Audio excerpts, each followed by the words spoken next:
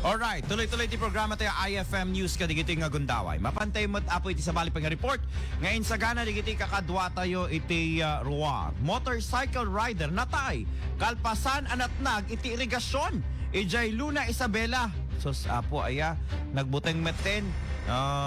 Natnag tapos natay. Ayan, digiti nga disgrasya apo nga dalatay iti mapaspasamak iti pagilian tayo a Pilipinas. Ano nga ta dito? Human error. Rider kung na naman di dapat amuna at iti pros and cons. Iti pa nagmaneho iti motorsiklo. Nga maanang rod at adamot iti nga naganan disgrasya dimot nga mapakpakadaan dimot mapili no nga klase nga disgrasya ti mapasama ken ka kabsat di amen alain tayo makidamag apo manipod apo ijay Isabela kadeti na dakamat a report tinutukan ni Idol Dennis Gabriel Alipio may nga rider ti natay. IFM News Regional Idol Dennis come in. Natay ti may isa lalaki nga nagmaneho ti motorsiklo kalpasan nga naitapwak iti irrigation na kanal. Natigbig ti biktima Nestor de Vera, Alto 2025, kinikindig ti Barangay Reina, Mercedes Isabela.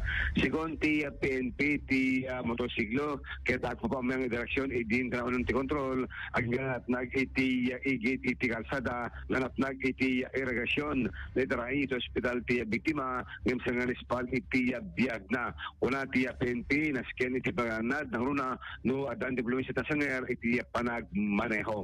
Idol Dennis Gabriel Alipio, Tatak Aremen. Kaya naman pala. Alright, maraming salamat Idol Dennis. Kaya ito na nakamat a report.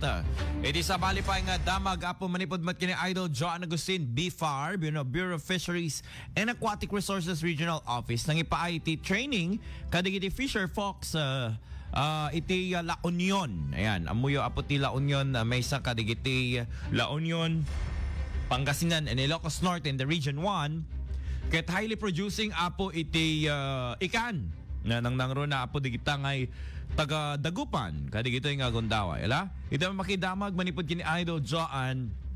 Ito daytay nga programa apo para kay digiti kakabsat tayo nga mangalap. Nang runa kadigiti training kadakwada nga na ipaay panagsanay kumbaga. Dayman dinggen dito report ni Idol John iti regional office apo may panggap ti training dagiti kakabsat tayo nga mangalap. IFM News IFM News Regional Idol John, go na. Nangiya pa ay ti training iti Bureau of Fisheries and Aquatic Resources Regional Fisheries Office. Sekna na ti post-harvest technologies can regulatory in bottling ng nangro na kadagiti beneficiary da iti Baroro Baknotan La Union. Dahito kita paset ti National Bangus Development Program nga adapay amang patanor iti produksyon na ti bangus.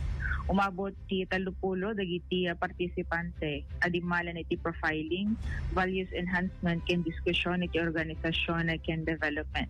Nayam mo kadagiti partisipante iti food safety guidelines, proper fish handling practices, good manufacturing practices, sanitation standard operating procedures, hazard analysis and critical control points, ken na dagiti dadumapay nga concepts ken principles iti halal. Karaman pa ditoy anilawlawag dagiti topiko iti food safety regulations and standards, transboundary requirements ken traceability. Hinasawa training ket ag serbi kadagiti Fisher Fox tapnon no at adapay mapaduras ti pagsapulanda ken tapnon agbali na high quality standard dagiti produkto da amang sabetmet iti global standards. Nagyaman naman iti presidente iti asosasyon iti kultura a suporta ti BFAR kadakwada. Kadwa iti 99.5 bas nawag Idol John Giskin Tatak RMN. Thank you Idol John. Iti na nakamat a report manipod pa lang apo iti Bureau of Fisheries and Aquatic Resources.